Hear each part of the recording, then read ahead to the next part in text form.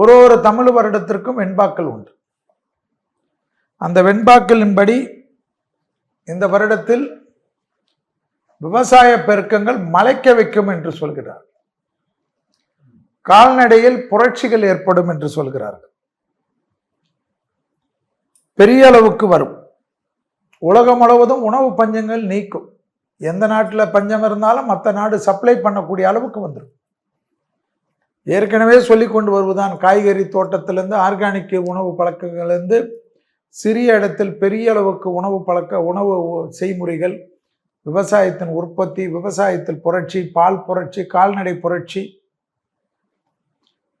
அதே போல் கடல் வளத்தில் புரட்சி எல்லாம் ஏற்படும். பலவிதமான மருத்துவத்துறையில் பலவிதமான அபிரிதமான முன்னேற்றங்கள் ஏற்படும். ஏனென்றால் அந்த வருடத்தில் கிரகநிலைகள் சூரியன் எங்க இருக்கிறதுலேருந்து ஆரம்பித்து, சித்திரையிலிருந்து ஆரம்பித்து மற்ற கிரகங்களை ஆரம்பித்து 2.5 ஆண்டு காலம் இருக்கக்கூடிய சனி, 1.5 ஆண்டு காலம் இருக்கக்கூடிய ராகு கேது, 1 ஆண்டு காலம் இருக்கக்கூடிய குரு என்று எல்லாம் வைத்து தான் கணிக்கிறோம்.